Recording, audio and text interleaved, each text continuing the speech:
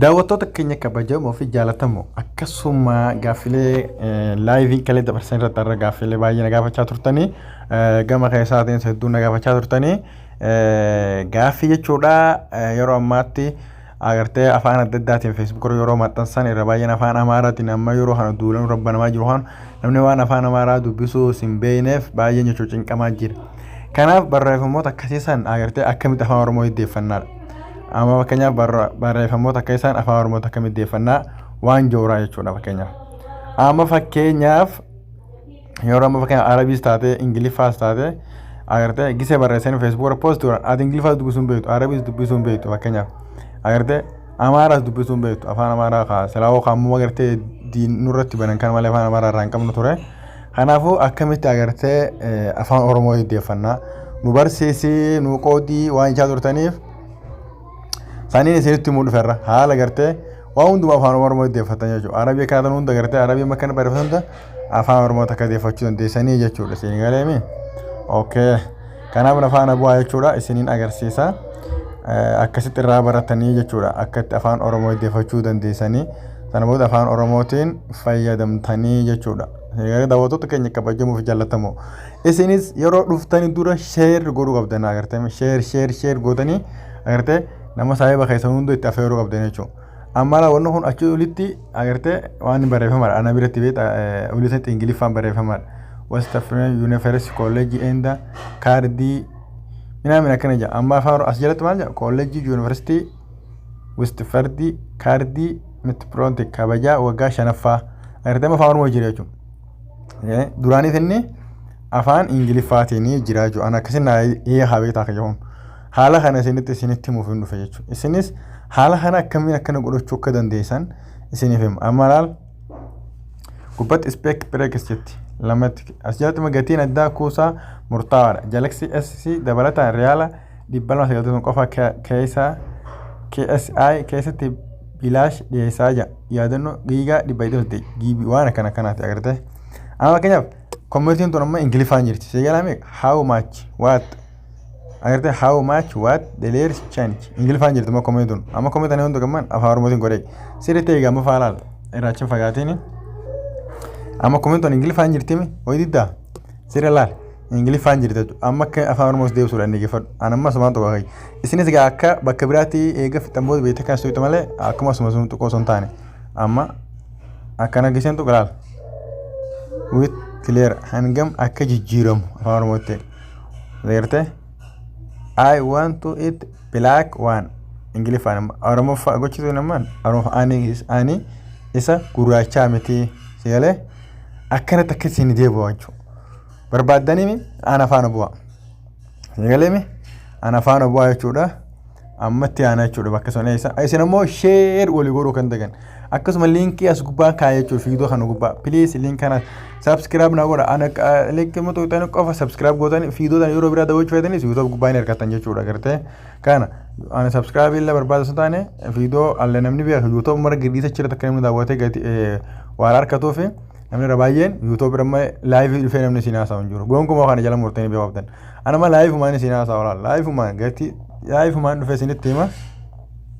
Akkasi barattanii isin jagaayiti as dhuftan jechuudha gama barnoota deemnaa amma koota dafaan boodu basirri qalbifadhaa. Isin ammoo linkii as gubbaa tuqxanii subscribe godhuu akka hin daganne isin galeeme amma as tuqxee jechuudha qabxi sadeen kana garteeme. Sana booda ni dhuftaa jechuudha. Kabeektuu isin beektaa kan hin beekneef jechuudha kan hin beekneef sheergoota. As dhuftaa jechuudha sittingii kana garteeme sittingii kana laal. Sirri qalbifadhu laal suutaan deemaa si garta sittingii kana tuqxee jechuudha. Sana booda as dhuftaa jechuudha. Lamaffaa kana jechuudha. Tokkoffaa sun taane lamaffaa kana. Sigalaa jedhamee deera kai. Kana ijoollee Oromoo agguu salaafxanyaa maasaan bireessinii amma laala sitti maal jaa language and the resisting asittuma language inter which you like to have post interest jaa laala ma khayyat asitti Oromoo jaa asi beeka bakkee deeffatuun akkasitti uute jechuudha. Yeroo isaan as dhufte jechuudha. Amma keessan isin asirra jira laala Ingiliffaatiin raayitiin akkana jirtu keessan gugoo seentan isin gugoo seentan majaala keessan Ingiliffaatiin raayitiin jirti.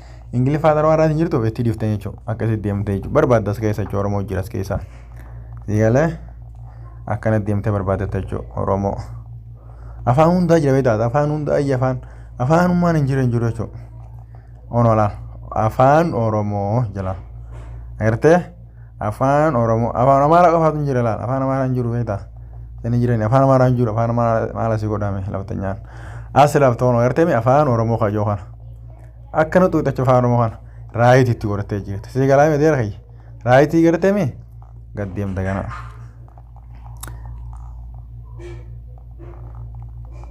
raayitiitti goote afshagame raayitiitti goone musa akkamii afaan oromoo afaan oromootti raayitiin ni jirti laal qalbii faraseetti afaan oromootti jirti raayitiin iyyee akkasitti baga jechaafatte jechuudha afaan oromootti raayitii guutuuta raayitii godhattee keessaan baatu gaddichaafteeti eessa dhufta seef bakkattu san dhufta seef tana gartee seef tana xuuxite jechuudha gartee afaan oromoo jechuudha seefti jechuudha afaan oromoo halaas sana booda gaa keessaa baata halaas keessaa baata gana amma fakkeenyaaf amma if akkasiin taatu meesitti nama afaan ingiliffaa birahaanuu tamasgeen kun beektaa afaan ingiliffaa kana barreessu duu birahaanuu kun yoo ilaaltan afaan ingiliffaatti waa barreessa isaan jala seenee ilaalame waan inni barreesse birahaanuu amma asitti maal jedha my name is birahaanuu tasgee jeeti akkasitti agartee waan ingiliffa kana barreessee jira haya inni kun immoo ingiliffa waa'ee barreessee waa'ee Jawaar fa'aa where are the documents that emitis Jawaar Mohammed Baqqalaa Garbaa in the Zer America Station is waan inni jembeenu jechuudha mun gara Ameerikaa dhagaa jee jinni jembeenu akka beekamtu iddoo afaan oromootti as dhufne jechuudha bakka tana ilaalu gusun barreeffama bakka tana ilaaltan jechuudha barreeffama namni barreessu sun akkamittiin deeffadhaa akka hin jenne bakka tana ilaalta laal barreeffama abbaan sosii barreessi bakka tana ilaalta jechuudha bakka tana duuba akkasitti hojjechuu harka hin dhagaata laal kun maqaan koo Birahaanuu Tamasgee Birahaanuu jedhama sagaleen koo Oromoo Protest agartee bira dhaabbachuuf jecha Oromoon addunyaa sagalee koo dhageessaa jira jechaaf Hacaaluu Hundeessaa qorannoo ofii danda'e inni achi ingiliffaan barreessa asitti afaan oromootiin jechuudha sinigalee mee amma sinigalee jechuun barreessa egaa amma hangi xiqqaan kun of cross jetti laal ingiliffa jechuudha mee akkamitti ingiliffaa san duuba deebi'uun jechuudha waan lafxanyaan jettee beeknu kan lafxanyaa kun amma guutuwaan seef hin ta'in akkasitti hojjeta eeyyee jeen laal eeyyee jeen jechuudha sigalee akkasi deeffattan amma sinigala fakkaatti qaba kan sinigalle gama keessaatiin fi koomitii jalatti barreessitan keessaallee nagaafannaan isiniifin deebisaa jechuun mee habiraa oromootiin jira amma honilleen deebi'ee honammoo akkas gadi hon afaan oromoo deebi'ee jira jechuudha yeroo guddaa maal jawaala kana isiniif deebisaa deemaa jechuudha amma laal zayit nootis girma taaddese oolnaan waan taate hin beekne ingiliffallee hin beekne jiraame as ta'uuta jechuudha sun dhugaa miti girmaa taaddesee wanti michuu originaalaatti dabalataan maqaa guutuu isaa jalatti qofa ta'uu baannaan loogin dizeenti jetti akkana laal kanuma qaxxabattoonni kabajamoo fi jaalatamoo isin sheer godhuudhaan nu gargaaraa nu jajjabeessaa isin jenna nuti waan qabanne gama laayifiitiin dhufne yeroo hundi isinitti himna kanaafuu isin sheer subscribe linkis gubbaa kana godhuun dagateenaadha kanuma barnoonni kan kanarraatti yeroo biraa wal dichaana hanga si'utu nageetti isin jenna baay'ee.